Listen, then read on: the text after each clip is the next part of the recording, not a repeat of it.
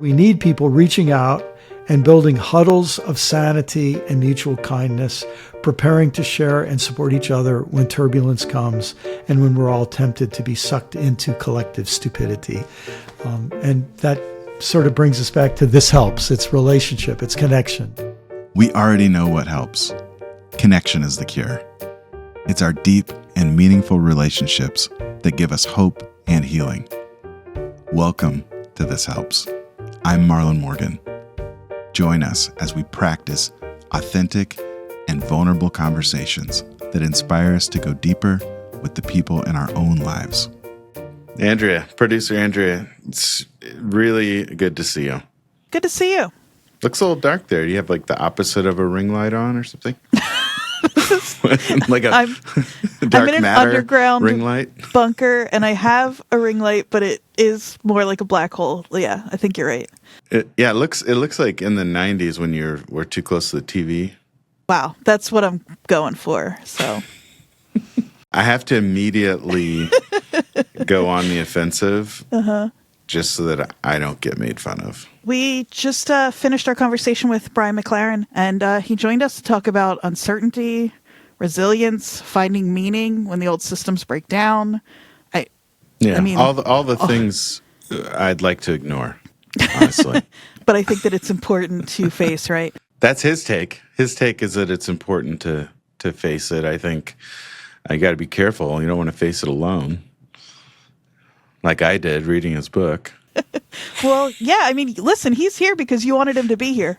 Yeah, that's true. So why Brian McLaren? Why now? Why this helps?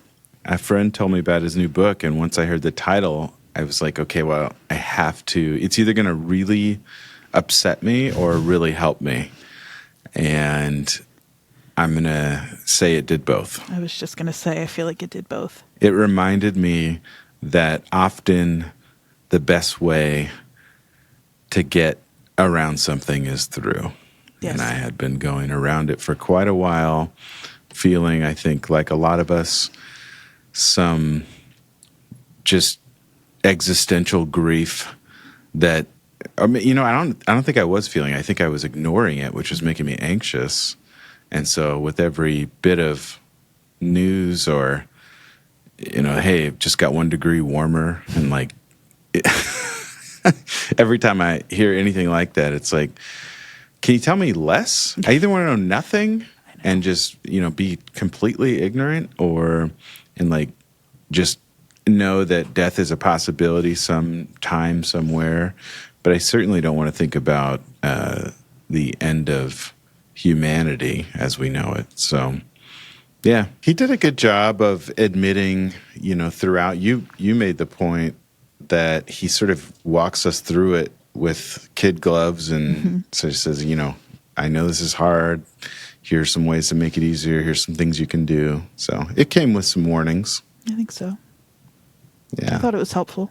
I was really glad to have him. I try to think, it's not just because he's also bald, but I tried to think about what it's going to feel like to be around 70 and kind of still trying to make sense of the world. And I hope that I'm like him, I think, because he seems to know a lot and be hopeful in light of that. And I think that's as good as it might get. Don't judge me. I was a little bit upset, but he walked us through it. Go with us on this journey. Certainly is real and authentic. We are so honored to welcome Brian McLaren to the show today. Brian is a writer, speaker, and activist who spent decades helping people make sense of change within themselves, their communities, and the world around them. A former college English professor and pastor, and currently a senior fellow at Auburn Seminary. He is also the author of many books on personal and social transformation, including his latest, Life After Doom, Wisdom and Courage for a World Falling Apart, which offers a powerful framework for facing ecological grief and societal collapse with clarity, purpose, and heart. Brian joins us to talk about uncertainty, resilience, and how we find meaning when the old systems break down. Brian McLaren, welcome to the show. Thank you so much for being here. Thanks so much for having me. And I think this is one of the best named podcasts anywhere. It took a lot to get that simple, and I couldn't believe someone didn't already have it, but thank you. So it's a light day today. We're just gonna face our own demise together, which is actually, I think, part of the strategy that Brian recommends. And I know you, Brian, from the first book I ever heard that you wrote. Do you know what I'm going to say? No. Generous Orthodoxy. Oh, great. Yes, and it was an incredible book, which, I sort of was involved in church, and that's a whole different story that we'll get to later. But some people saw that book no one saw it as neutral that I talked to. And some people saw it as really eye-opening and freeing. And I think some folks who you would describe more as having that confirmation bias, kind of sticking to their old framework. I think some of those folks saw it as a bit of a threat in some ways. That was 20 years ago. Hard to believe. But it was, everyone read it. Everyone in the church read it. And I wanted to tell you thank you, because I feel like you offered a different version, which actually was the first time I had ever heard a version that was not so entwined in straight up capitalism of who Christ was, is, and who, sort of we claim to follow, but all of us have a different version of faith. And so I wanted to tell you thanks for opening that up for those of us who felt a little bit pigeonholed, I guess, lack of options. Well, thanks. Reading your most recent book, got it right here, Life After Doom. Hannah gave us the byline, which is wisdom and courage for a world falling apart. I didn't want to read it, Brian. I didn't want to hear about the possibilities that we're facing. But then part of me, deep down inside, I would say the best part of me did want to read it because I finally felt like I could have some help and someone to walk with through some of the things that had been bothering me daily.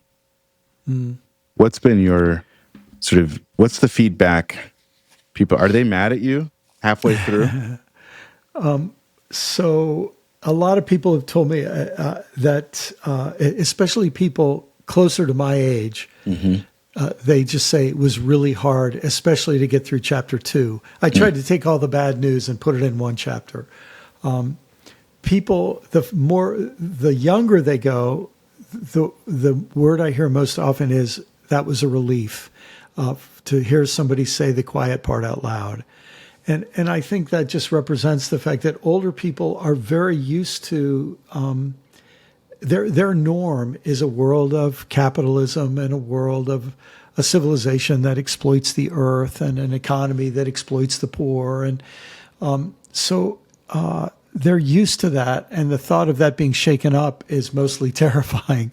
But for younger people who feel, you know what, I'm never going to be able to afford to buy a house. And for younger people who say, I've known about climate change since I was born, for them, how do we keep going on as if nothing is happening? And I think it gets intensified these last few years with a lot of political turmoil. And, there's this global thing happening. It's not just in the United States, but around the world of authoritarianism gaining momentum and more people actually wanting authoritarian leaders. And so all of those things, I think for a lot of people, they just feel like, yeah, this is hard, but it's not as hard as pretending nothing's wrong. That's a great way to put it. I feel like, during this episode, you come with a background in theology. You've taught English, but also just being. I don't know that I've ever read a more dense book that answers the question, sort of, what is the meaning of life on nearly every page.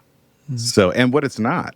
I have to admit, I felt humbled by how much I thought I didn't have the view. of a typical American about capitalism. I understood nothing lasts forever and nothing could possibly go on and that's always growing and not consume a finite planet. But I did not quite understand. And here's the thing. So from now on, I think I have my friend's permission, because since I have to run a business and, there are people that are going to hear this and it's very intimate to me, faith and all of that, I asked a friend if I could sort of use him as an example, and to protect his anonymity, we'll call him Schmarlon Morgan. And he talked to me about something going through, like a crisis of faith going through COVID, going to church, believing in Christ, believing in Jesus, putting faith there, but also doing the same thing that you've also said, which is absolutely mind-blowing. You said, I believe there is a type of faith that wants to know the truth no matter what. So that is how I've never felt more understood in that than when I heard you say that. But I would like to kind of walk you through my friend's journey, spiritually, and then talk about how that comes into how we understand the Bible, what the word Christian means, and then a few other things through your book, talking to kids about the end of the world, planning for it, letting stress change our perspective and become closer versus further apart. And then I would love to see if we can fit in some of your research when it comes to biases. Sounds like fun. Okay. So what would you tell someone, Brian, who sort of during COVID, he always kind of knew there was some people in the church that watched a lot of cable news, and every once in a while he would understand, like, I think that person might be racist, something like that. Maybe they have a different understanding of God, but was able to look at something like the Sermon on the Mount, the Beatitudes that Jesus shared with us, and say, there's no way this person, or anyone for that matter, really truly believes that matches up, that the Beatitudes, the Sermon on the Mount, match up with either political ideology in our country. Yeah. So what I would say to somebody who feels that is, yeah, you're right. and you have permission to think that. Some people will not give you permission to think that or to speak about it. My friend David Dark often says, you have the right to not remain silent. And so we have the right to find a safe place where we can express those thoughts. It's funny. I remember I was giving a talk once. This is probably in the early 2000s. And in the middle of my talk, I realized that the colonizers, who came to North America, especially from Spain, were called conquistadors. And I realized that colonists were really colonizers. And I just had this sort of little mini meltdown in my mind as I was talking. This entire continent was settled by conquistadors, by people who were stealing the lands of other people, conquering the lands of other people. And that was so different from the story I'd been told in elementary school, that they were people seeking religious freedom. And they were wonderful, good Christians who just wanted to be free. They were victims and coming here. And they were here looking for freedom. And of course, there's an element of truth in that, but there's also an awful lot of other stuff going on. And I just remember thinking, I was in my 40s at the time, how did I get to be this old and not see that? And this is part of what we all realize. We're raised in settings that have vested interests in what we're allowed to see and what we're not allowed to see. And a lot of people in COVID, I think, finally had a little privacy and a little extra free time on their hands to have those kinds of insights. That's a good way to put it. Privacy, the free time thing, I felt like maybe less because there was just nowhere to go. There was no excuse that was possibly good enough to get any time alone. But as far as watching what happened in, I think we can drop the act. I don't think I can keep it going this whole time. But in my church, it split. I appreciate you allowing that. But, immediately after a sermon that our pastor sort of came out as not racist, brought in another Black pastor, I think from Philly, and just talked about sort of the things that he'd experienced. We had a lot of law enforcement in our church, and almost all of them left within a few weeks. Why? Yeah. Yeah. It's a reminder when you talk about Marlon Morgan's experience, it's a reminder that we aren't just individuals. We're all part of communities. We're all part of tribes. We're all part of herds or flocks. And when people come to church, it's just one of many tribes that they're part of.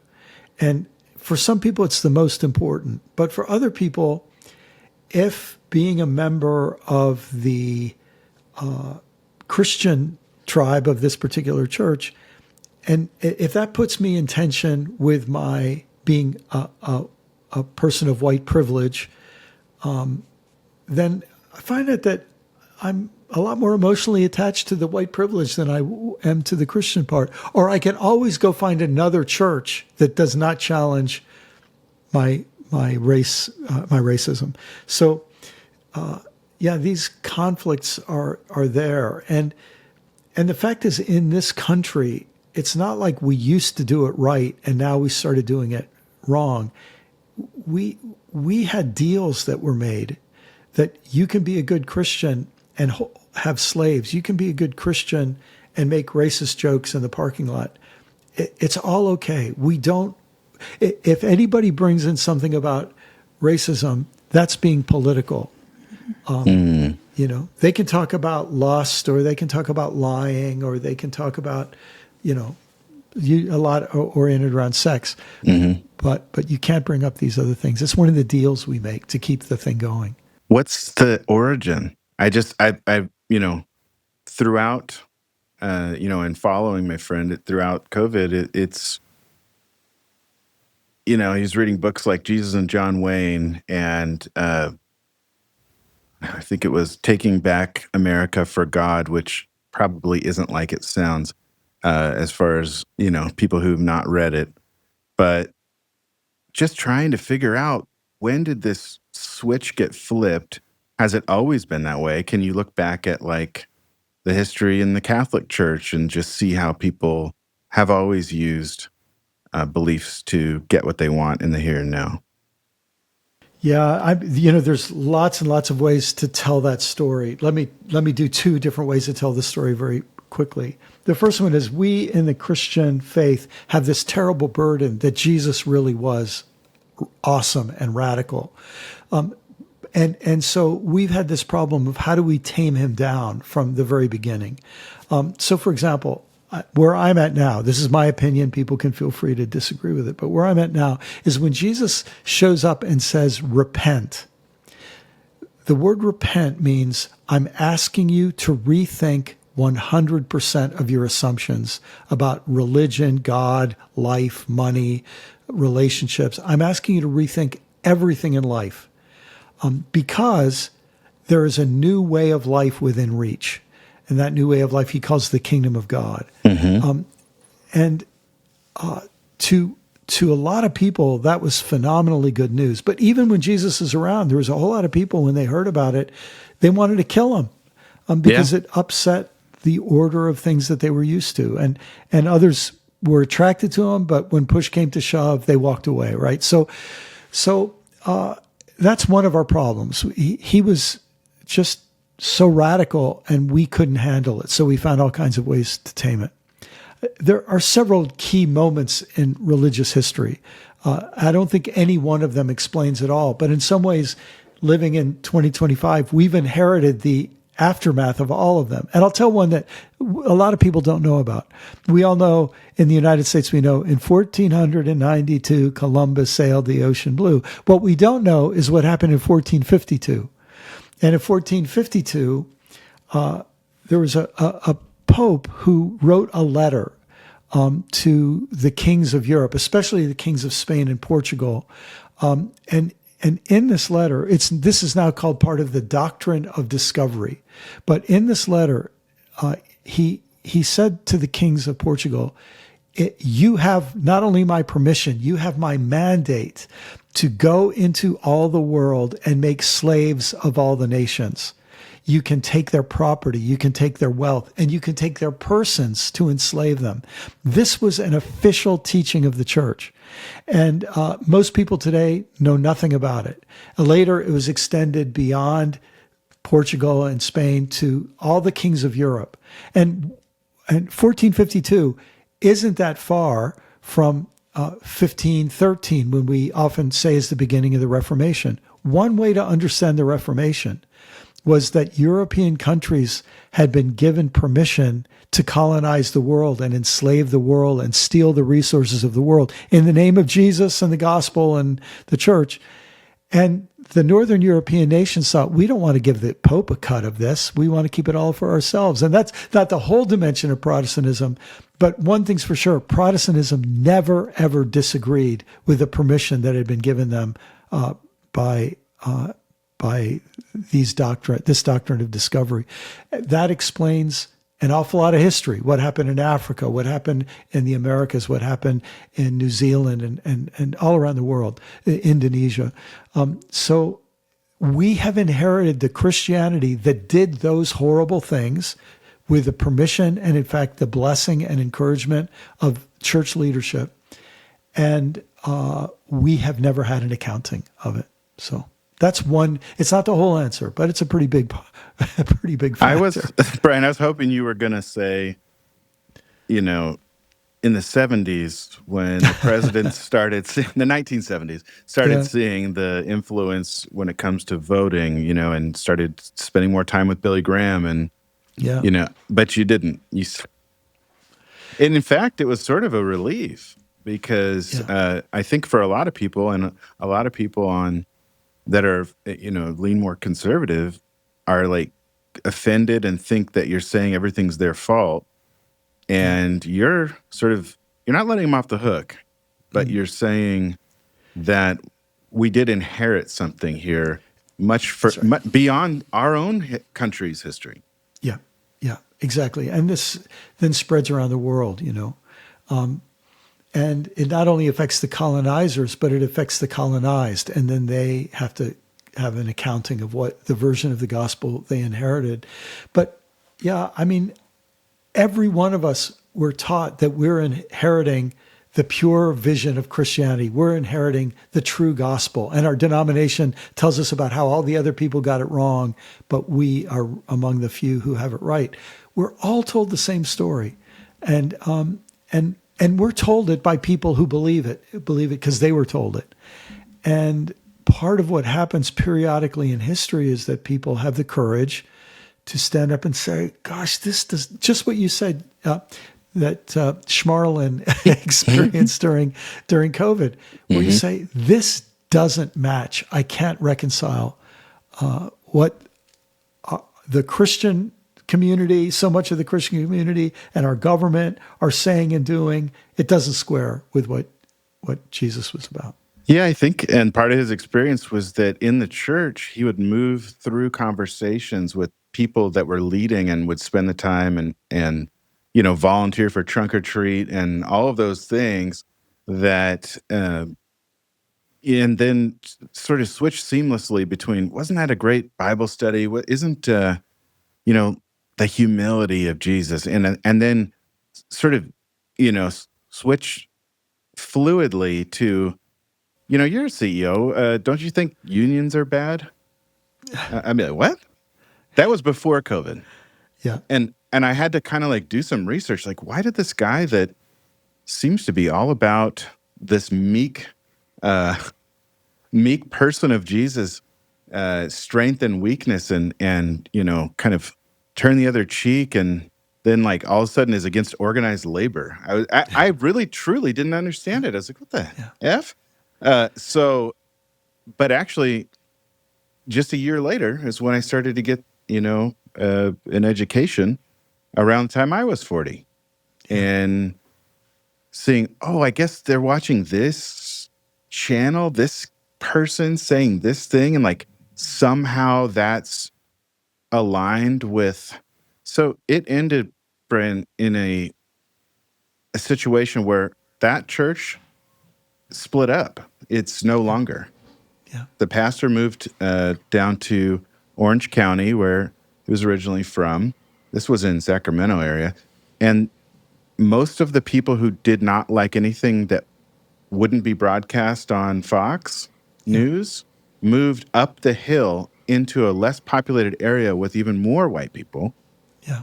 And then some of us sort of continued to say, where is Jesus in all this? I don't think he can be defined by any of that. So how did our view of him get so small? When he's saying things like, blessed are the poor in spirit. I don't know. There's a lot of people on both sides that don't believe that. That's right. That's right. Yeah. In fact, when I wrote that book, Life After Doom, it was a deeper engagement with that reality for myself, to realize, I mentioned before that doctrine of discovery, right? Mm-hmm. And that led to the era of the global slave trade. But then I think, well, why did the global slave trade end? Was it because people suddenly saw the light and repented of their racism and so on? Or is it that they discovered coal and oil and they could get energy even cheaper from coal and oil? And so it wasn't just that they became enlightened and woke and compassionate and just. It's that their love for money was more quickly satiated by another substance, another source of energy. And then you think, well, where did this obsession with money come from? And then you think, gosh, so when Jesus says you will either love God and hate money or love money and hate God, he wasn't just, he knew what he was talking about. That and when Paul said the love of money is the root of all kinds of evil, they saw something, that our relationship with money can make us stop valuing human beings and stop valuing the earth as we need to. And so it was inevitable that sooner or later we would have to have an accounting of that. You can't keep exploiting the earth and exploiting human beings forever without having consequences catch up with you. Now, I think the consequences are catching up with us, but I also know that the richest people in the world are working hard to avoid those consequences so they can make a little more money. Who knows when and how all this will work out. When I get back to my friends, you'll be very interested in all of this. Can you, Brian, help us understand why someone who has $300 billion would want a little more money? Yeah. The metaphor of addiction comes to mind. So does the metaphor of a mafia. One of the ways a mafia works is it says there are really dangerous people out there who want to cause you harm. And if you pay me $100 a week, I will protect you from those people. And if you don't pay me $100 a week, I will be one of those people. There's this kind of thing that says I'm doing you a favor, but I'm also controlling you. And there is something that gets built into us at a psychological level that for some people that says, if you don't work your butt off, somebody's going to take everything you have away and you can never have enough. You need more than everybody and you need a lot more than everybody. And that creates a certain kind of, a desperate drivenness. It's so different than what so many of us look at as a good life or even the American dream, which is you work hard enough so that you can actually retire and then somewhat enjoy that part of your life where you have less responsibility, more money. Hopefully you like cruises because that seems to be a big deal. But what you're describing is sort of like you didn't say pathology, but I will. It's such a slap in the face when so many people are working to get enough money to live. When someone has enough money to live 1,000 lifetimes and they still feel the need to, it wasn't enough to be on a social media site. It wasn't enough to be on Twitter and have people following you. I have to buy it. Yeah. I can't just be involved in business in America. I have to be America and business. Yeah. So to those folks, in some ways, I feel sad for them because it seems almost like incredibly embarrassing to me that, hey, you're now the richest person on earth, but you're clearly still working so hard to for your own interests. Yeah. Yeah. It's the cautionary tales are around us all the time. But we don't see them that way. I think we see them as like words to live by, like the pinnacle of success is when you can finally get enough money that everyone does what you say, and you can have a bunker and 11 kids and different people and just feel it. It seems very, if you think about it, it's exactly, and you've talked about this. You talk about this in your book, like the original sin. Like that's the closest. It's like trying to still be like the idea of God. It's fascinating, isn't it? Yeah. We want the story of Genesis, which, those of us who grew up in fundamentalist settings were told was an argument against evolution. That's just silly.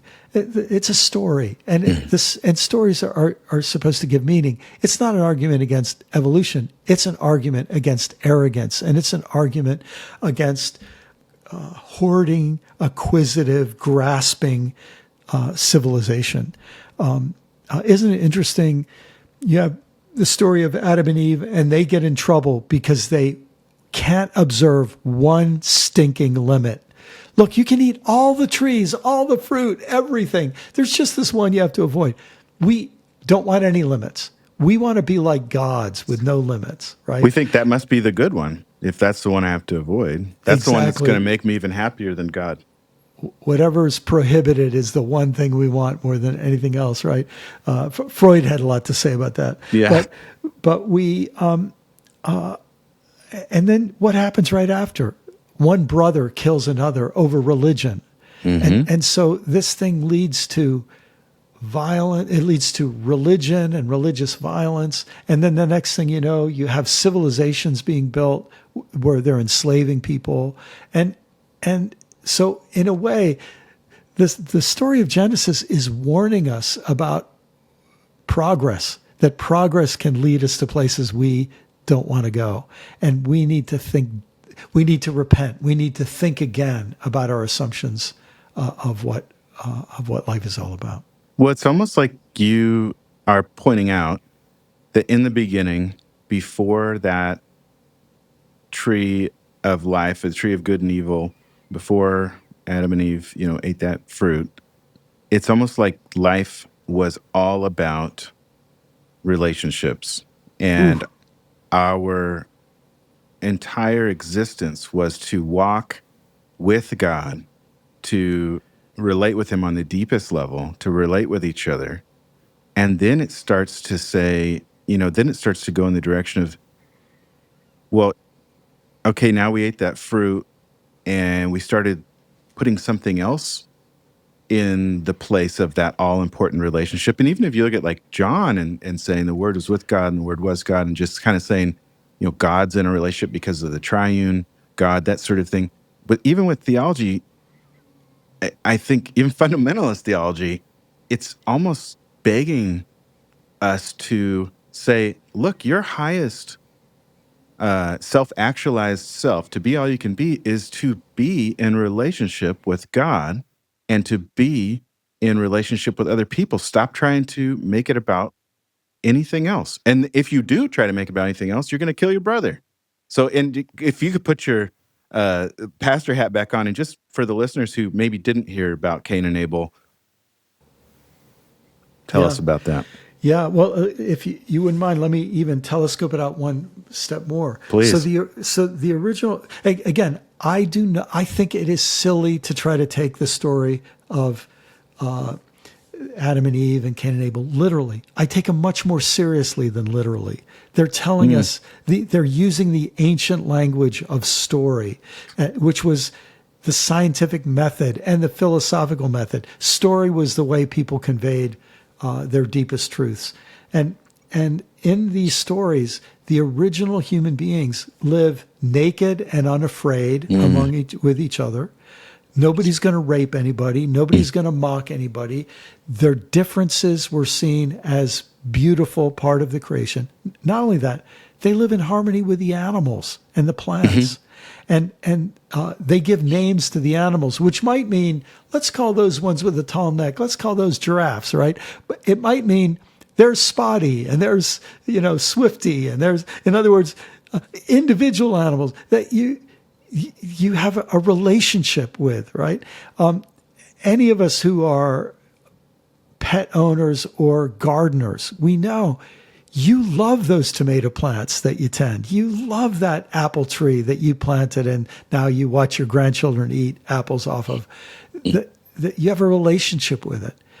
And so it starts, we have this relationship with the earth and our fellow creatures and the Creator who made those creatures and thought the world was just fine before we humans came along, right? They were good in and of themselves. And it was a beautiful creation for days 1 through 5 before humans come along on day 6. So all that's to say, the relational wealth is vast, including the relational wealth of other people.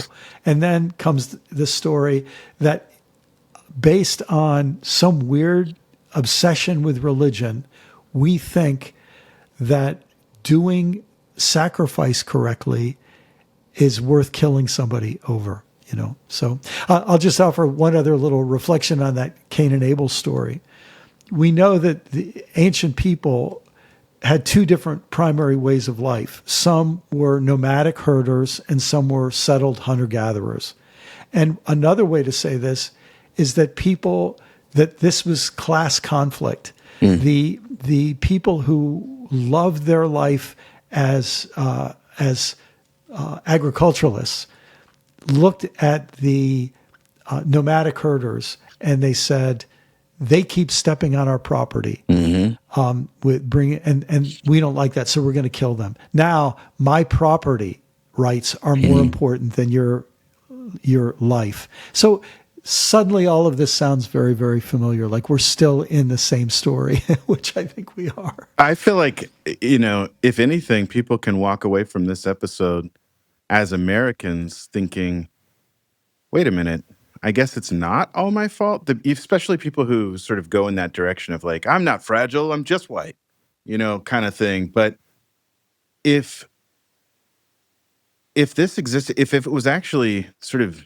Cain's fault, which I'm gonna put it on him, for wanting those property rights and killing his arguably much nicer brother, then maybe you have answered my question of how did it get this way? And maybe the Bible itself answered it. Yeah. It's interesting. I was taught to read the Bible in a certain way. And I had this wonderful blessing of being an English major where I actually had to read literature in undergraduate and graduate school. And then I was a teacher for a while. And it took me a long time before I noticed the structure of Genesis begins with a fratricide, one brother killing the other. And then you get to the end of the book of Genesis, and there's this story of Jacob and Esau, or in the middle is the story of Jacob and Esau. One brother rips off another brother. Mm-hmm. And then you get to the end with Joseph and his brothers, and a group of brothers try to kill their one brother. And then that brother gets a chance to kill them, and instead he chooses to save them. Suddenly you say, if you only had the story of Genesis, the book of Genesis, you would say life is about human beings moving from fratricide to saving one another instead of killing one another. That's a pretty good story right there, you know? Yeah, I think immediately someone's going to want to say, yeah, but just like LBJ, he had to pretend to be racist from the South to sign the Civil Rights Act. Just like Joseph, he had to, well, I guess it would be God that got him to that place, but he had to get to the place of power and be in charge of the world before he could spare his brothers' lives during a famine. What do you tell someone who says, well, we got all this power, we gotta use it? Yeah. Well, anyone who would say that, I'd first ask them, are you willing to rethink that, or are you really committed to that idea? If they're really committed to it, I don't think I'm going to say anything that will change their thought. But if they're willing to rethink it, I might take them in the New Testament to Philippians 2, a really interesting passage where Paul says, you should have this mindset or this attitude or this way of being that was also in Jesus, who, and we, I don't think normally understand. By the way, a lot of people think what comes next is the oldest hymn in the Bible because it's written as poetry. Mm-hmm.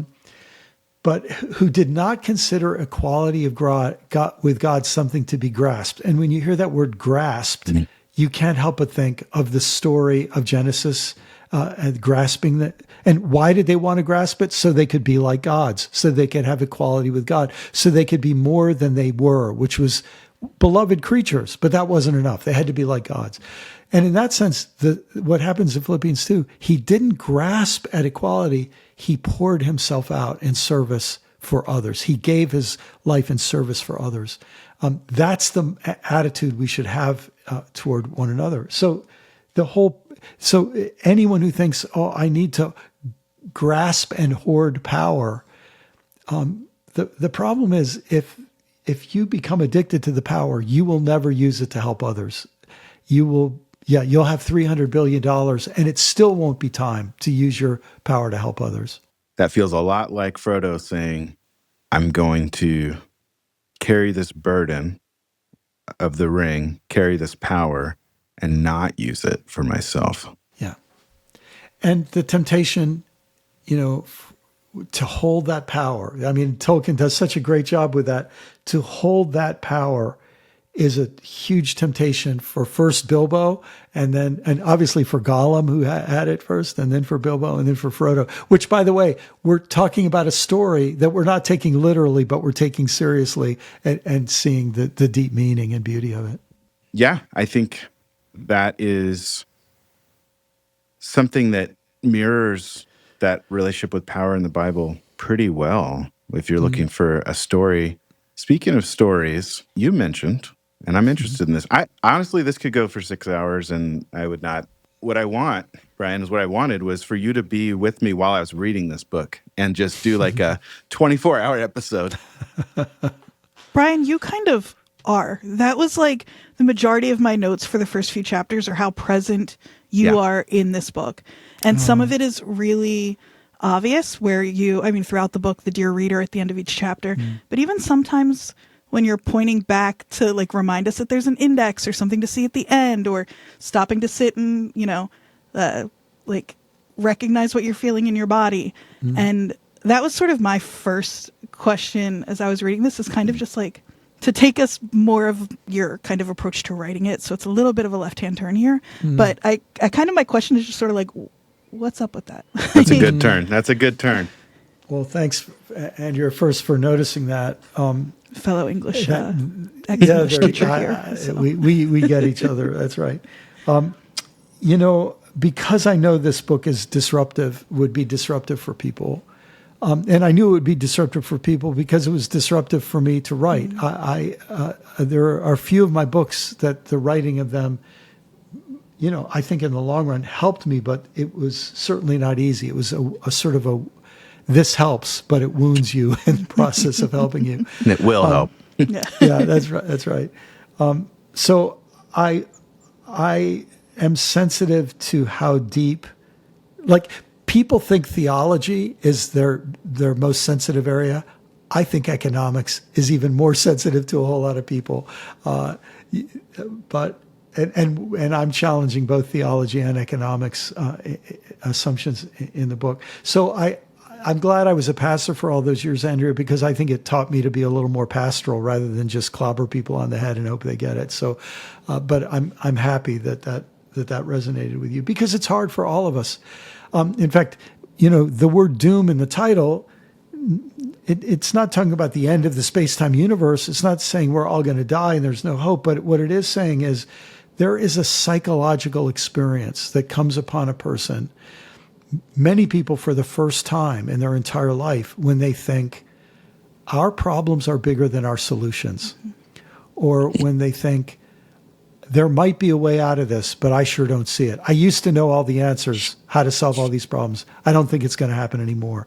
And when that happens to people, it is super, super disruptive. It's like, it's like getting a diagnosis that you think you never thought you would get, So I was trying to be sensitive to people in that, because I've experienced it myself, and I continue to. I want to wake up tomorrow and live in a different reality than I live in, and I might manage to do it until about 10:15, and then I'll say, "Oh no, I live in this world." So, Wow, I think that's a great point too. Just how our main focus in life can change. And for a lot of us, it's, can we pay the rent? Can we pay the mortgage? What's the consumer price index on foods? How's it going up? Inflation. But you could also look at, like, psychologically, I think, and I kept thinking this throughout reading the book. It seems like what's most important to us, Brian, is whatever impacts us the soonest in life. So if we think we're healthy and not going to die anytime soon, but we're worried about making ends meet financially, that will be how we vote, how we think.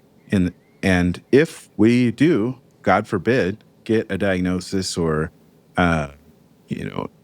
kind of have a close call or a car accident that scares us, then, I think the most important thing is theology when it comes to being on the front lines fighting in a war. yeah. So how do we keep our focus on renewing the planet? You go over 4 different scenarios in the beginning of the book, which I sort of want to let people do on their own, because I honestly don't think you could do it justice in a podcast. Yeah. You go over the 4 different scenarios of how the world might end. Well, maybe say 4 different scenarios of what the future might hold. Let's say it that way. Well, that's much better. I wish you would have said that when I was freaking out. So, okay. If someone's listening to this while they're driving, I want them to read the book. I recommend it wholeheartedly. I was mad at the beginning. I was pretty sad. And I have to admit, Brian, even though you're so nice and loving, I was still kind of mad at you for writing it until like chapter 4, honestly. But it was so extreme that I knew it was changing me. And you hit on so many things that were so important, including the Bible. You brought in the Bible. I was like, oh, no, he didn't. But you did. But it ended up, you gave me a different lens than the one that I had sort of unknowingly, I still had it. But you gave me a different lens of how to look at and how to read the Bible, which made a lot and still makes a lot more sense. It gives me another option. It gives me a third option. It's not the Bible as a manual to conquer the world. It's not the Bible as sort of like people are so sensitive and the worst thing you can do is hurt someone's feelings. like I think a chapter is called "Don't Read the Bible," but then in smaller words, and it says in the same way. Can you help us understand that third lens, that third option you give us? One way to say it is this: when we were talking about Genesis a few minutes ago, when that story was told, people had in their memory being indigenous hunter-gatherers. And that made me realize there are two kinds of people in the world. There are indigenous people who they consider that they belong to the land. And then there are colonizers who come and take their land away, and they believe the land belongs to them. And so the indigenous belong to the land, the colonizers, the land belongs to them. And then I realized the whole Bible is the story about what do we do in a world where the colonizers are taking things over. It's in the Hebrew scriptures, it's the Egyptian Empire, the Babylonian Empire, the Assyrian Empire, the Medo-Persian Empire, then later the Roman Empire. All of these empires we see controlling the people. And Jesus comes along. And what does Jesus say? He says, don't be like the Gentiles. The Gentiles means the colonizers. And what I think Jesus is saying is, listen, you can join the colonizers and become like them. But our roots are indigenous. Our roots are among people who have a deep connection to the land, a deep connection to each other, and a deep connection to God. And those things are inseparable. They're all part of one piece for the Jewish people as indigenous people. And so what I try to do in the book is help people see the Bible as an indigenous text, as a library of indigenous literature, of indigenous people and their descendants struggling to live in a civilization of colonization that is focused on money and financial wealth, not natural wealth and social wealth and environmental wealth and health. You mean there's other kinds of good things in life? There you go. That we might be missing because we're focused on making money so hard? So we make a lot of money and we have a sick earth. I mean, we just let that sink in. People make a lot of money and we have a sick society. And we think, well, that's the only way. And that's kind of the point, I think, of the Bible. It's not the only way. There's another way. Wow, but that's the point of the Bible before it gets overlaid with the Pope in 1400s saying, go and conquer no matter what it takes, because I guess because we have the truth and it's better that they either die or get forced into believing in our God. I don't really. Did it even need to do that? A little bit more backstory on that is that the Christians and the Muslims were having a lot of fights about who was going to control Europe. And I think the Pope realized that they needed a whole lot more wealth to raise big enough armies to fight off the Muslims. And so it was in his interest to try to get the kings of Europe to go get a lot more gold and wealth, to give them more power, to hire more soldiers to go fight that war, as well as, whatever other theological grandiosity was in his mind. And by the way, this is where life is really weird. Just like we have all kinds of, like, the Left Behind novels and all kinds of people who are telling, about the end of the world coming and so on. That was happening in the 1400s too. There were people doing all that back then too. So, we human beings are pretty consistent in our fears and our anxieties, in our ambitions and our dreams, in our legitimate needs, and in our maybe not so smart ways of trying to fulfill those needs. Well, this is making me feel better, and at least in that, and it's helping, I should say, in a way that it's at least saying we're not unique in that we're having to deal with many of the same things, and frankly, religious beliefs, and the things we hold dear, our version of love, all of that is being taken to sort of fight for our survival in a pretty extreme and dangerous world. Yeah. In some ways, I'm like, okay, Pope, as a human being, as self-preservation, does self-preservation at one point just turn into greed? Mm. Like, what's the difference? Yeah.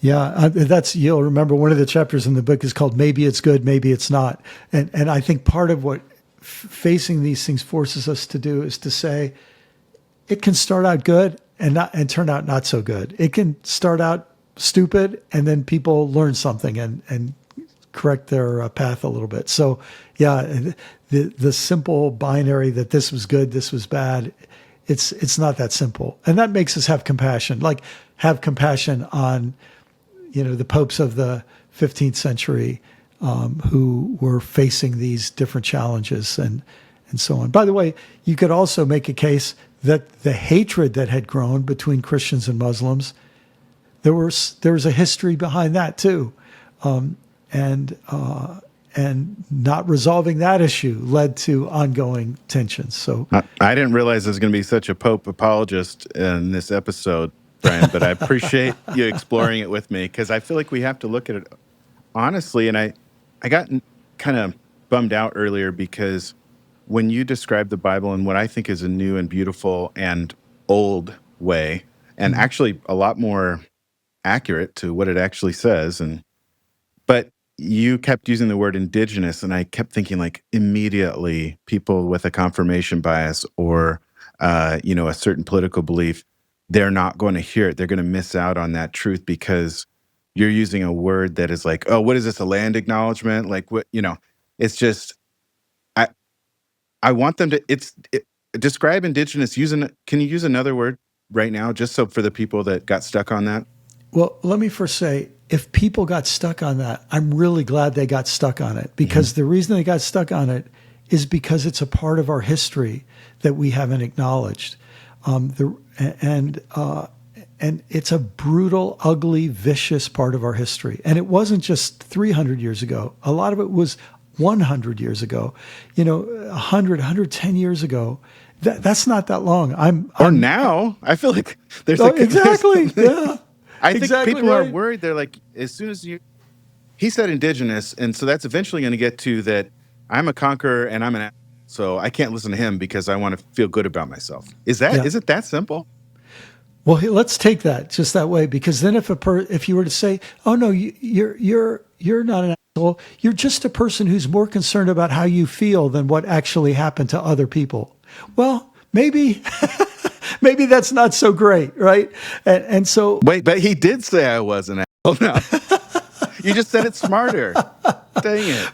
But what that allows us to do is to say, if you happen to be born into a history that had some horrible abuses in the past, what would be a moral and wise, desirable response? Wouldn't it be to face that history and to say, how did our ancestors do that, and feel good about it? How can we be sure we never do something like that again? What attitudes would we need? What would need to change? And that would help us become the kinds of people who don't repeat our mistakes, which, by the way, is what I think the word repent that was so key in Jesus' teaching actually meant. Rethink your history so you don't repeat not it. repeat. I'm going to start that. Yeah. I like that. I like that. Well, it's your stuff. I was just trying to make an alliteration, but this is a point where I want to talk briefly about World War II and some of the examples that keep coming to mind whenever I think of like, is this just a history of people getting scared and taking over and killing before they're killed? And I think of America during World War II. I don't know that there's a good guy necessarily ever in a war. I do know that what Germany was doing was, the worst thing I can think of. But, and I think we ultimately did get involved. And so maybe it's good, maybe it's not. I think ultimately we did get involved, and there's a lot of people who didn't get killed who would say it's very good because we were able to protect them. But I've also been to a place, Denmark, not too long ago. And that was sort of the precursor for me to reading this book, because it gave me an example of a nation where people are actually have a better quality of life than we do. A lot of things there work differently, and I had to look at it I looked at a bunch of mental health centers. And for example, one of the conversations I had, there was 2 or 3 other CEOs going and taking these tours, nonprofit CEOs taking these tours of mental health centers there. And I said, okay, thank you for showing us this. Where do you keep your records? And she said, what do you mean? The director of the center. And I said, where do you keep your notes, your clinical notes, and, just in case you get sued or something like that? And she said, well, we give our notes that we take to the person we're meeting with, to our client, so that they can use them and feel better. And I said, well, what do you do when you get sued? I said, this is all great. It looks great. It's very happy here. It's so incredible. What do you do when, something threatens your existence, like a lawsuit? And she finally said, Marlon, that's more of an American thing. And I was like, what are you talking about? How else? And so that was a slap in the face. I turned to the other CEO and said, and she was from Canada. And I said, but you know what I'm talking about, right? You're right next to us. Nope. No, that's an American thing.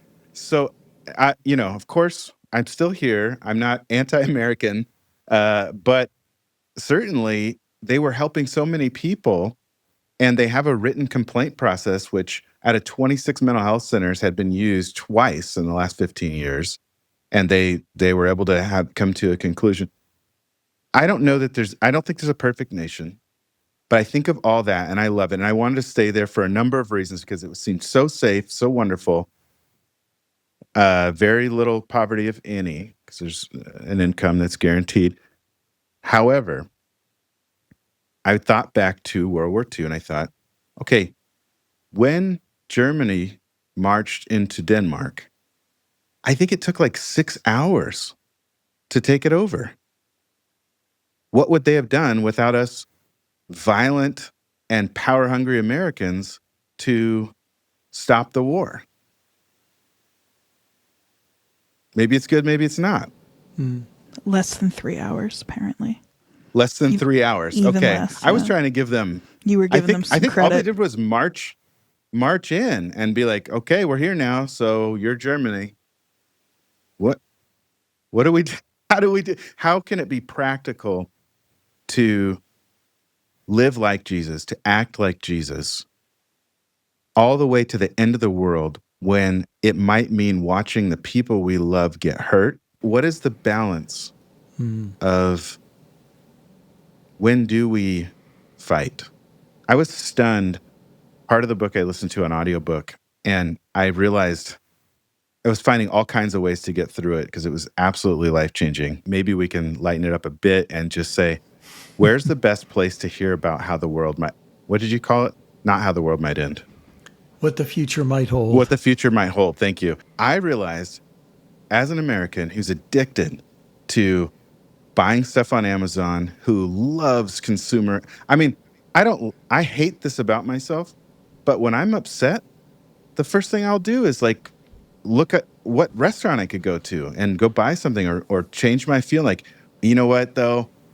I think whatever the next box I get from Amazon, something I probably forgot that I ordered, that's what's going to actually help. So for me to have to go through all this and be changed, I found the most comforting, sort of gluttonous place that I could listen to your book and feel okay was Costco. I stayed in Costco for like 3 hours. I didn't want to leave, because I was like, okay, this is working just fine, Brian. No, I don't have to worry about any of this.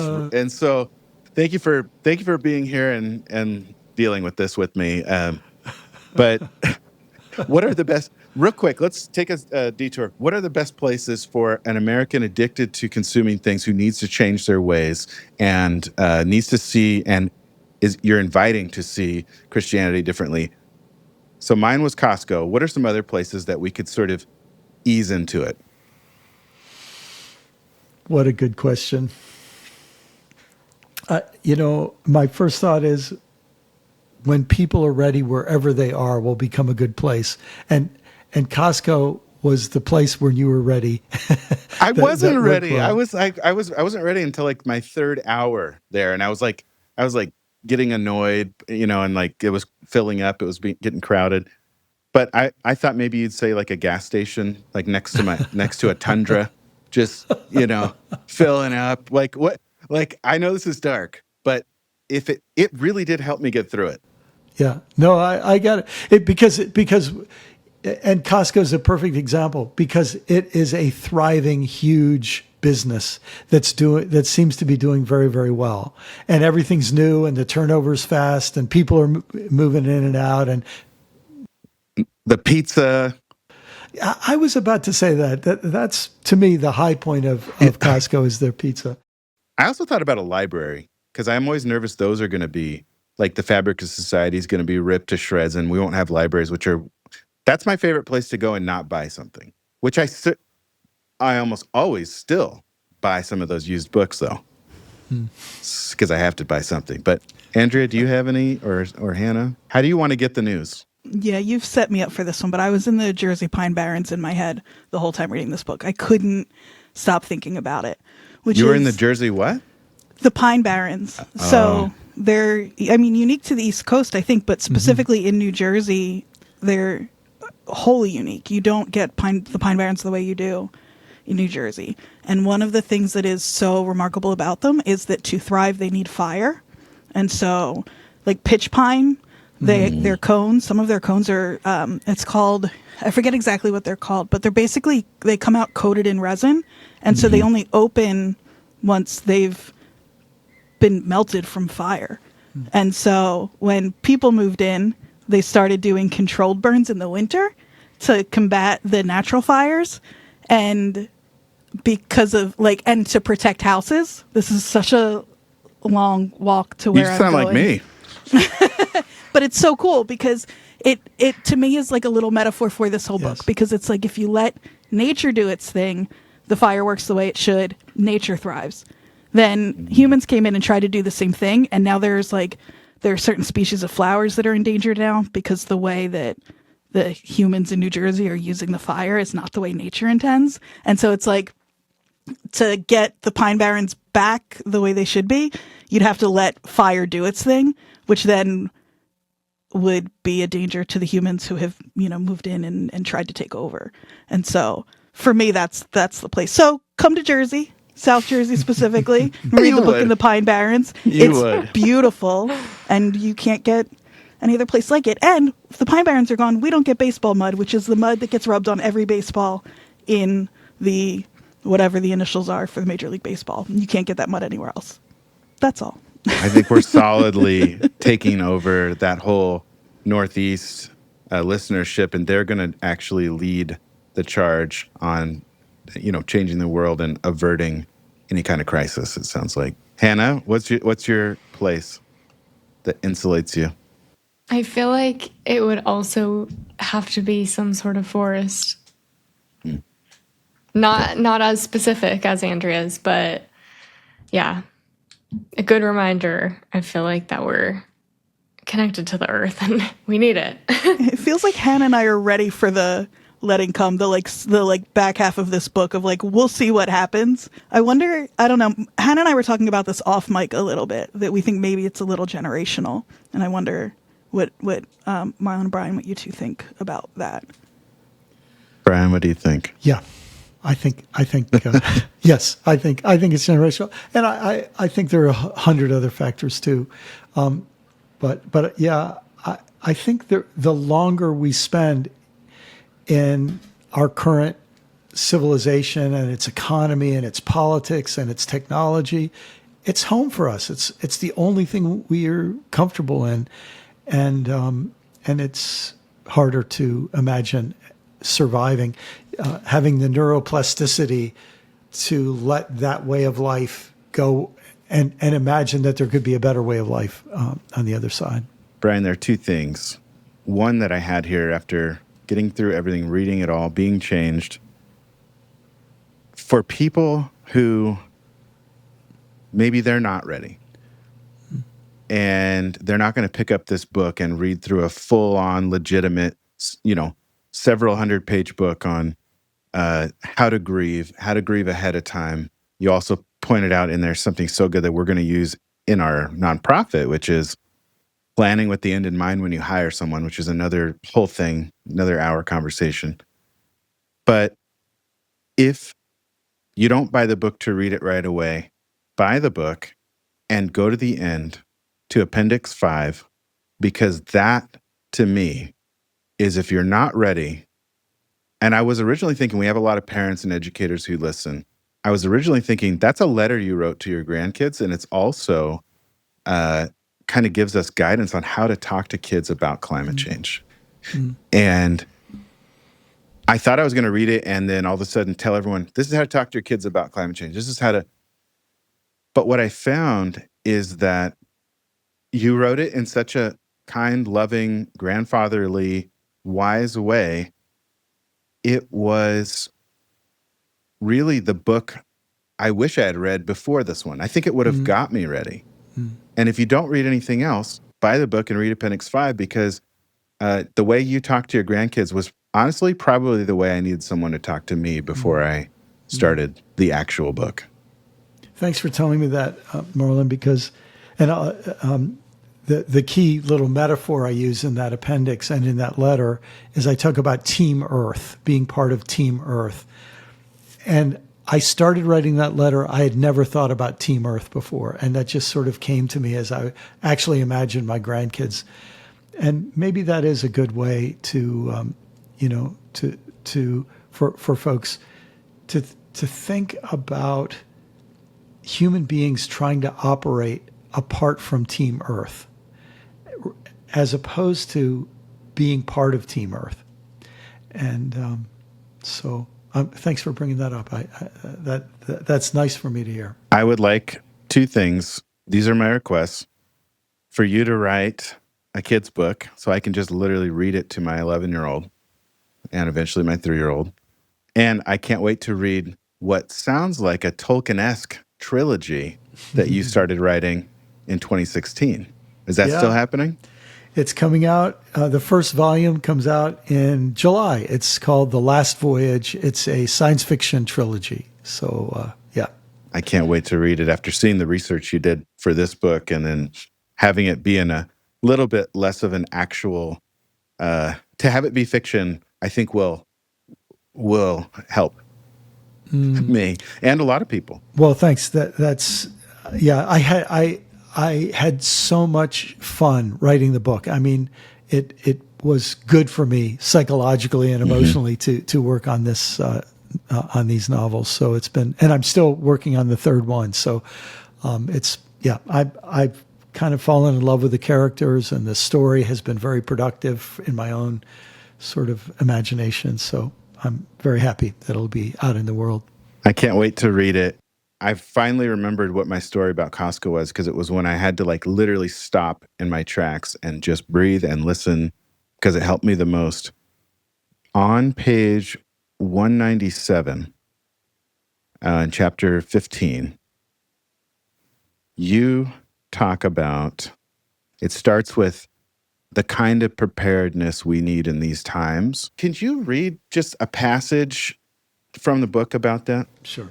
That's the preparedness we need in these times. Not people storing up 50-day survival food buckets that they bought from a guy in cable TV, and then amassing enough guns and ammunition to kill their desperate neighbors who want to steal their stash of dried food buckets. If that's the kind of hostile future they prepare for, it's probably the future they'll get.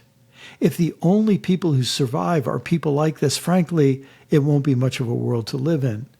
Those hostile survivalist values, build a wall around me and my circle, and to hell with everyone and everything outside, will guarantee a repeat performance of our current overshoot trajectory. Maybe one more sentence. That's why we need people reaching out and building huddles of sanity and mutual kindness, preparing to share and support each other when turbulence comes and when we're all tempted to be sucked into collective stupidity. And that sort of brings us back to this helps. It's relationship, it's connection. That's right. I think it always comes down to that. I think maybe I found something out earlier, processing it in the Garden of Eden seems clear there.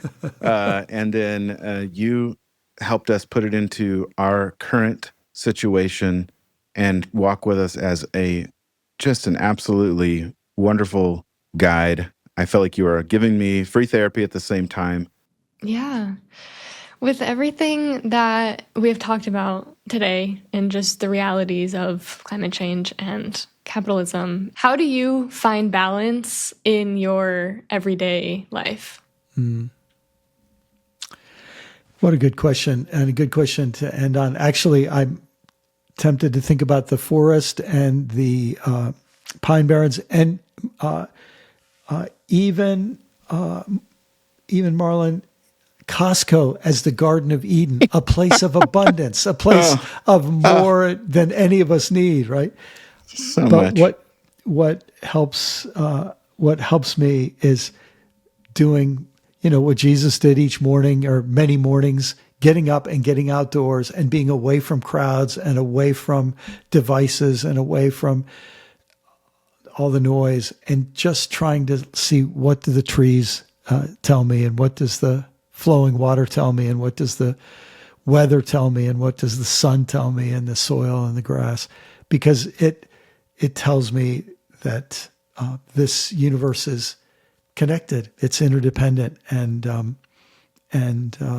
that there's all kinds of that the whole thing, when the whole is healthy, the parts are healthy, and Beautiful. In a world that a lot of times would rather see us distracted into extinction, to come back and realize that we're actually just part of something, not the people who are meant to control it all, is a bit of a relief.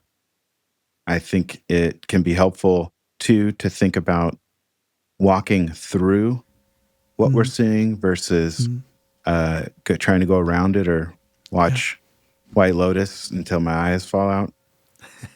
But Brian, thank you so much for being here. Where can people stay connected? And I don't know what you can share about this book coming out in July, but I'd love to give someone just where to look for that.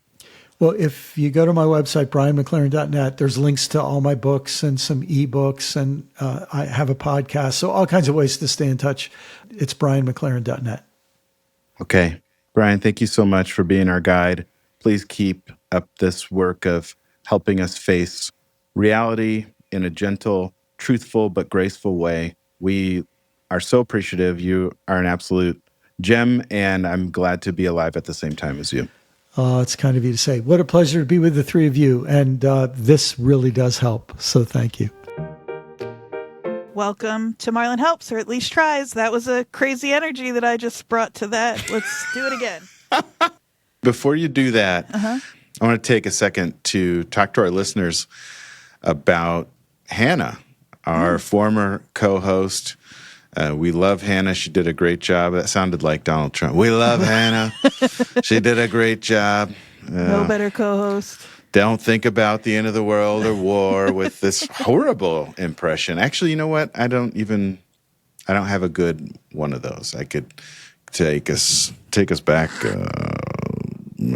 about 10, 15 years and maybe get a better impression there.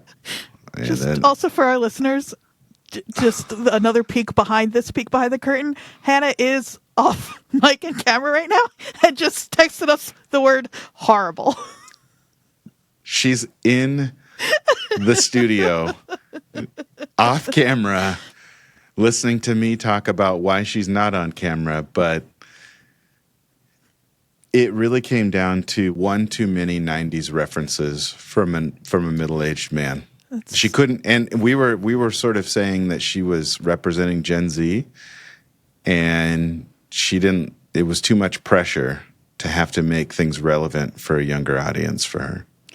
So it's not fair to her to expect her to be able to turn your 30 and 40-year-old at this point now references into something that our best and brightest can understand. And I love references, but there's really a window from like 97 to 2007, maybe. Yeah, I think that's one thing you and I have in common is a very specific window of references. So this is going to get even more, I think, insufferable for our listeners, though. Well, I mean, I think it's going to, if they have the same window, they might enjoy it. But here's the thing. Hannah's still around. She's just helping us with more behind the scenes stuff. So right now we're gonna have our old friend and professional producer Andrea taking over in the co-host role. We're happy to have her. So. she's already there. She keeps her energy at very even. So what you see is what you get, and she's authentic, she's loving, she's similarly depressed that to a level that I am, maybe like a little bit less, which is good. And I love having her here. Makes me feel not lonely. I love being here. Mm-hmm. I think we both joke about being the kind of depressed people that we are, but I think that there's a kind of hopefulness, at least for me, in the kind of darkness that I bring with me where I go. Well, we're here. Yeah, we're here. Exactly. We must think. The only kind of podcast I would want to do is something that I thought would be helpful, and not just to listeners. Yeah, exactly. I feel like we get to talk to some really cool people, and it helps me. Yeah, I feel genuinely very lucky to be here and be part of this. So same. So I know a lot of people love Hannah. We'll have her back on from time to time. We love her, and we're going to need some perspective, I know. So every few episodes, hopefully, she will have to set us straight and give us some more relevant and timely references for any jokes we try to make. That's right. Great. All right. Should we try to help some people? Yeah. I've been thinking about this a lot. Marlon, you talk a lot about the importance of living by your values and figuring out what's important to you. So how do we identify the values that, first of all, part one of this question is how can we start identifying the values that matter to us? The difference between values and goals is really important because I think we're pretty obsessed with efficiency and reaching goals, but the danger with that, if you don't figure out that they're two different things, you could end up, in some cases, accomplishing all of your goals and getting to the point where you're so excited because you're about to do it, and then it happens, and you realize, I don't feel any different. Jim Carrey cashing that $20 million check. Tell me about that. He wrote himself a $20 million check before he started acting, and that was like the goal. He was like, when I'm able to cash this check to myself, basically, right? Like, then I'll have made it. And then he did pretty quickly and realized that that wasn't it because it wasn't really, right? That's not, $20 million isn't a value. It's not. I mean, you can value money. I don't know that there's no real science behind having, that wealthy people are more happy. I think it's like marginal at best. It's just a few percent on average. But yeah, if you value money and you make that your whole thing, and you specifically value that goal and you turn your value into a goal, then it's not going to change much. I've been bringing this up a lot because it kind of relaxed me and terrified me, sort of like the book that Brian McLaren wrote, Life After Doom. But that Noah Kahn line where he says, I've seen the end. I'm going to paraphrase. He's seen the end, and it looks a lot like the middle. I saw the end. It looked just like the middle. Yeah. Oh, thank you. That's really good. Man, that's good.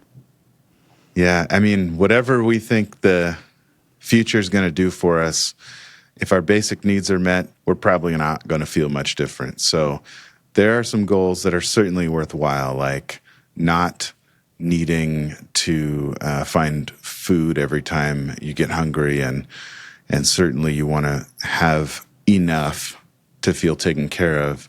And we're lucky, I think a lot of people in our culture do have enough, but we have to be careful that if we're trying to get everything and then we get it, the truth is it doesn't do much for you. It's mostly just a distraction. So, short, short version of that, goals tend to be helpful for short term and help us to stay focused. But if we use goals instead of values, then they're just a distraction from the facts in the facts of life. Shout out Miss G. Goals can be a distraction from what's really important, and even accomplishing them doesn't really change how you feel. But how do you really pinpoint them for yourself? Is there something, I don't know, is there some sort of like inventory you can take of, Yeah. like practically, how would somebody start doing that? You can do a values sort. I think that's just to create a list. Let's put a list of values for folks to take a look at in the show notes, and they can decide what their top 10, top 5 values are, and how, if those are in line with how their life looks today. A lot of times when I had a private practice, we would sit down with a list of value cards, and I would say, hey, put these in order, and let's take your top values, and then let's look at, also there was another matrix that you could see each hour of your day, and we would then connect the values that were on the table to the hours in an average day. Wow. And a lot of times, I would say most of the time, they don't really match up because we have to do things we don't value, like work and change poopy diapers and stuff. But, I think a lot of the work that we were able to do in session with clients was with acceptance and commitment therapy, because a lot of that is identifying what values are, the difference between values and goals, and finding out how to put your life, the time you're spending here on earth, more in line with the things that you actually value. So and sometimes we don't always know, or we try to think, well, I'm a cool person. I value people, not money, or we do have some kind of self-righteous beliefs. It puts an end to them pretty quick when you look at the time you spend that you don't necessarily need to spend chasing after things that we kind of know are empty, like fame, for example. I've just, we've talked to some pretty successful people, but I have never heard from any of them that made them feel better when they got famous. That's right. I feel like I'm always asking this question, and I don't even know totally what I'm looking for, but if, you do the value sort, you look at this matrix, you realize things aren't lining up the way you want. It's a big undertaking, I think, to suddenly start living in accordance with your values. Is there one small thing we can send our listeners away with that they can start doing? Yeah, it's the thing that we say at the beginning of every show, though. Here's the secret. You can value anything you want, but if in your top values you don't have deep, meaningful relationships, you probably will not be as happy or as fulfilled or as content as you can be as a human.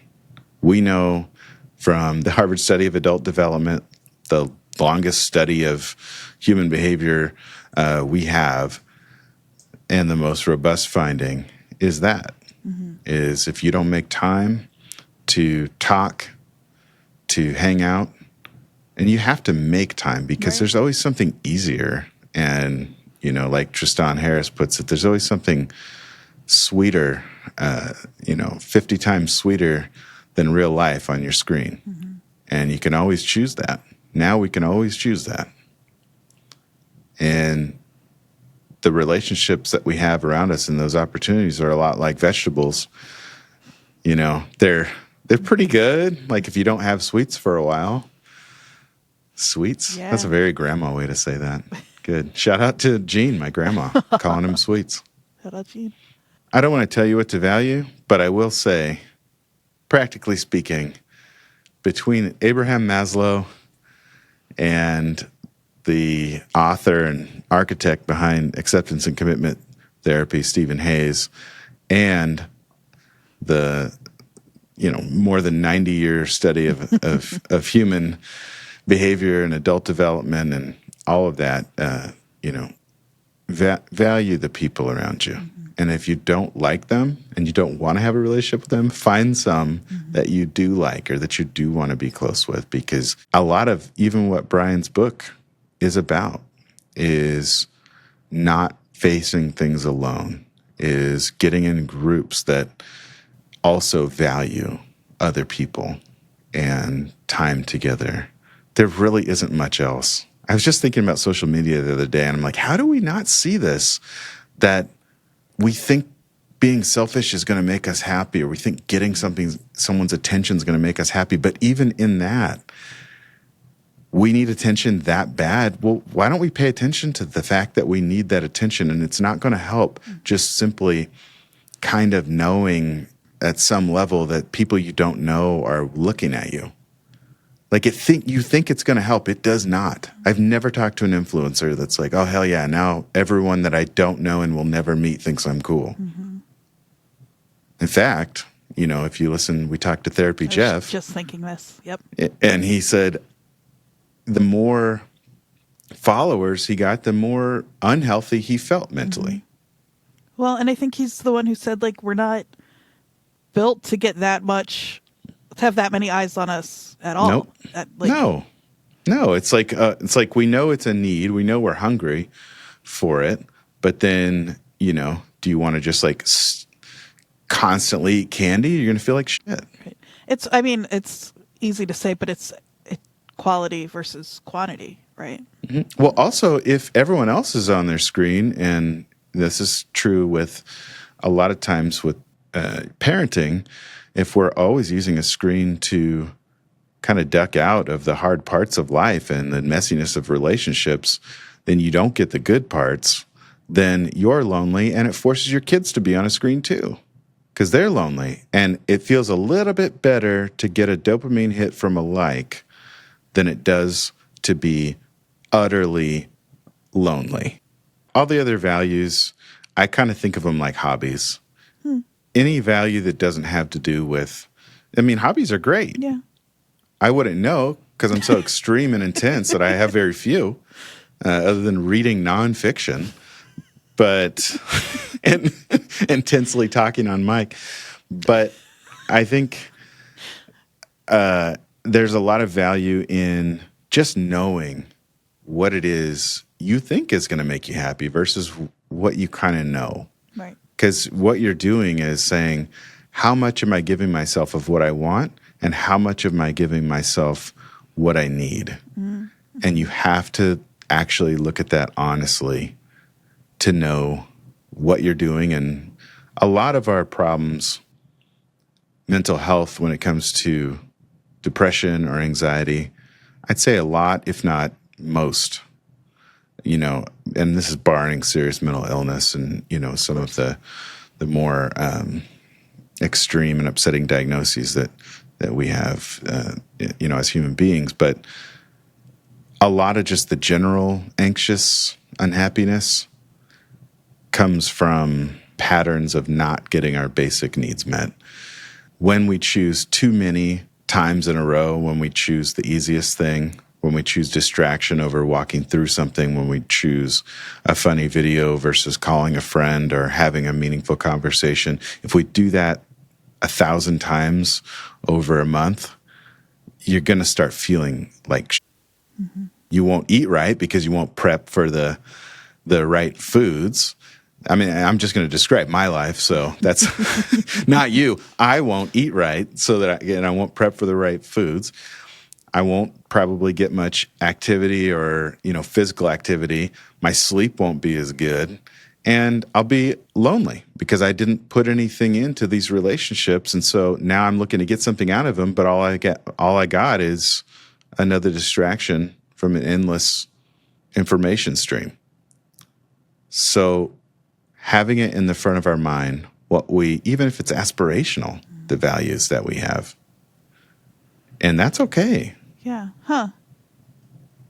Just like when I go to corporate events and talk about corporate wellness, the end of the talk usually has to do with, what do you want to be remembered for?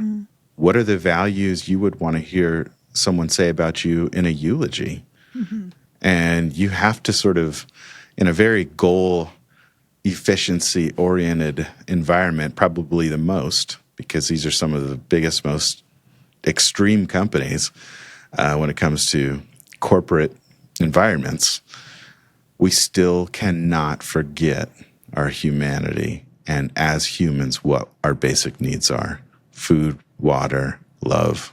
So aspire, make a list of aspirational values, you know, instead of saying, oh, these don't match up, or getting down on yourself, or, you know, it'll, a lot of what makes us unhappy is cognitive dissonance, which means we're doing something every day that we don't really believe in.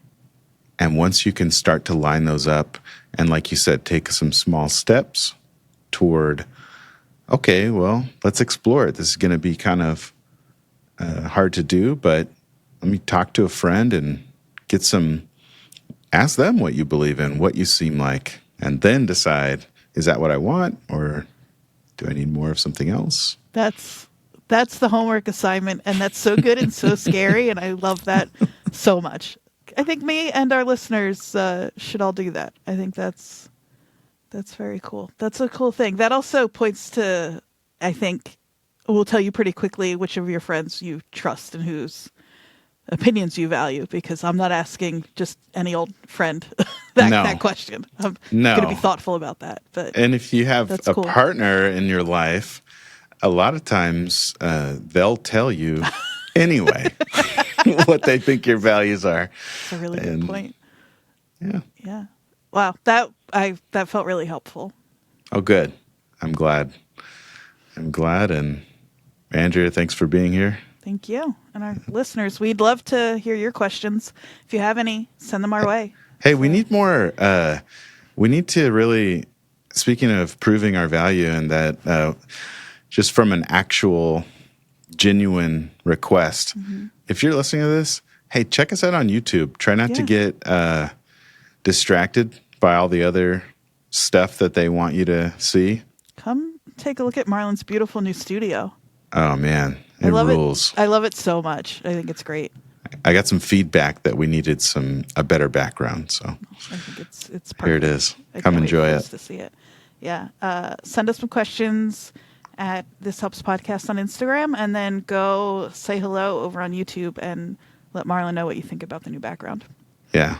Yeah. Engage. Talk about stuff. Love this background, or hate it. Yeah. I think that'll be fine you won't, too. But I mean, let us know if you do. Do I need to say smash that like and subscribe button? Does that seem authentic? Yeah. Is that totally. relatable? That's going to do it. All right. Thanks for joining us today. We hope it helped. Stay connected with us at thishelpspodcast.com.